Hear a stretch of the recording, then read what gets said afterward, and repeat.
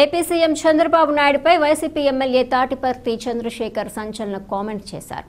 చేతకాని అసమర్థత పరిపాలన కలిగి ఉన్నప్పుడు అందరూ కలిసి రాజీనామా చేయాలని అన్నారు. అందరం కలిసి ఎన్నికలకు వెళ్దామన్నారు. లేకుంటే రాష్ట్రపతికి అప్పజెప్పండి, రాష్ట్రపతి పరిపాలన పెట్టి వ్యవస్థలన్నీ కొనసాగిస్తారని అన్నారు. తెలుగుదేశం పార్టీలో ఉన్న నాయకులందరూ బాధ్యతగా వ్యవహరించినప్పుడు సిగ్గుపడాలన్నారు. ఈ ప్రాంత ప్రజల మీద రాజకీయాలు చేయవద్దని అన్నారు. ఈ ప్రాంతానికి మేలు చేసేది ఒక్క వెలిగొండ ప్రాజెక్టు మాత్రమే అన్నారు.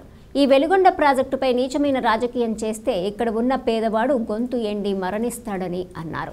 ముఖ్యమంత్రి హోదాలో ప్రకాశం జిల్లాకు వచ్చిన చంద్రబాబు ఒట్టి మాటలు చెప్పిపోయాడని అన్నారు.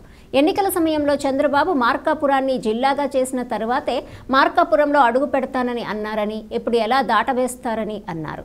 మార్కాపురంను జిల్లా చేస్తానంటం దగానే, వెలిగొండ ప్రాజెక్టును డబ్బులు ఇవ్వటం కూడా దగానే అని అన్నారు. వెలిగొండను ముఖ్యమంత్రి దర్శించకుండా ఎందుకు వెళ్ళిపోయారు?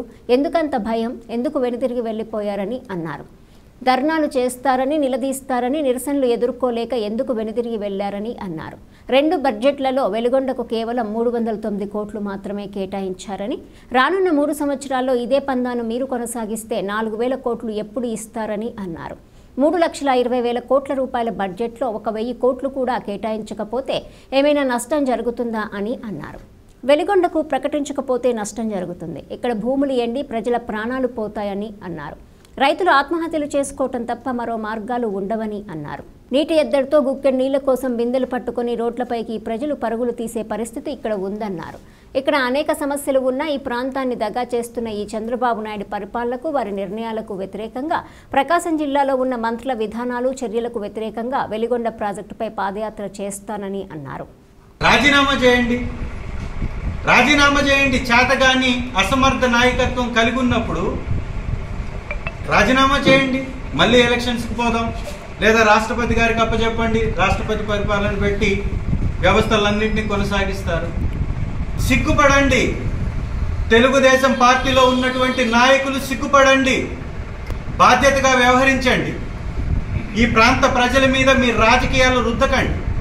ఈ ప్రాంతానికి ఒక్క వెలుగొండ తప్ప మేలు చేసేటటువంటి వ్యవహారం కానీ, వ్యవస్థ కానీ, ప్రాజెక్ట్ కానీ లేనే లేదు. వెలుగొండ ప్రాజెక్టుపై ఇదే నీచమైనటువంటి రాజకీయం చేస్తే ఇక్కడ పేదవాడు గొంతెండి మరణించడం తప్ప ఇంకొక పరిష్కారం. పశ్చిమ ప్రకాశానికి వచ్చినటువంటి చంద్రబాబు నాయుడు గారు ముఖ్యమంత్రి హోదాలో ఉట్టి మాటలు చెప్పిపోయాడు. ఏం చేశాడు? ఎన్నికల సమయంలో మార్కాపురానికి నేను డివిజన్గా చేసి, నేను జిల్లా కేంద్రంగా చేసి, జిల్లాని ప్రకటించి మార్కాపురానికి జిల్లా కేంద్రంగా చేసిన తర్వాత అడుగు పెడతానని చెప్పారు కదా. మరి ఎలా దాటవేస్తారు? మార్కాపురాన్ని జిల్లా కేంద్రం చేయడం కూడా దగానే, వెలుగొండ ప్రాజెక్టుకి డబ్బులు ఇవ్వడం కూడా దగానే. మేము అడిగాం, వెలుగొండని సందర్శించండి, ముఖ్యమంత్రిగా మీరు వస్తున్నారు, ఈ జిల్లా ప్రాంత ప్రజల యొక్క కళ అది, మీరు దర్శించమని చెప్తున్నాం. ఎందుకు దర్శించకుండా వెళ్ళిపోయారు? ఎందుకు అంత భయం? ఎందుకు వెనుతిరిగి వెళ్ళిపోవాలి? ధర్నాలు చేస్తారనా, నిలదీస్తారనా, నిరసనలు ఎదుర్కోలేక ఎందుకు వెనుతిరిగి వెళ్ళారు ముఖ్యమంత్రి? 2 సంవత్సరాల బడ్జెట్లో మీరు 309 కోట్లు మాత్రమే మీరు వెచ్చిస్తే, రానున్నటువంటి 3 సంవత్సరాల్లో ఇదే పందాన్ని మీరు కొనసాగిస్తే 4,000 కోట్లు ఎప్పుడు ఇస్తారు?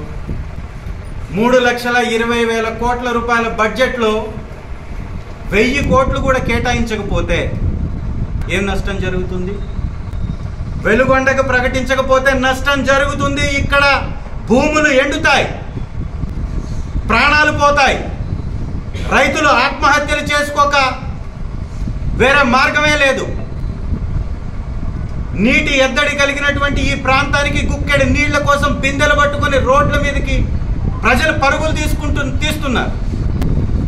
ఇలాంటి అనేక సమస్యలు ఉన్నటువంటి ఈ ప్రాంతాన్ని దగా చేస్తున్నటువంటి చంద్రబాబు నాయుడు గారి పరిపాలనకు వ్యతిరేకంగా, వారి నిర్ణయాలకు వ్యతిరేకంగా, ప్రకాశం జిల్లాలో ఉన్నటువంటి తెలుగుదేశం మంత్రులు, ఎమ్మెల్యేల విధానాలకి, చర్యలకి వ్యతిరేకంగా వెలుగొండ ప్రాజెక్టుపై అతి త్వరలో పాదయాత్ర చేయబోతుంది.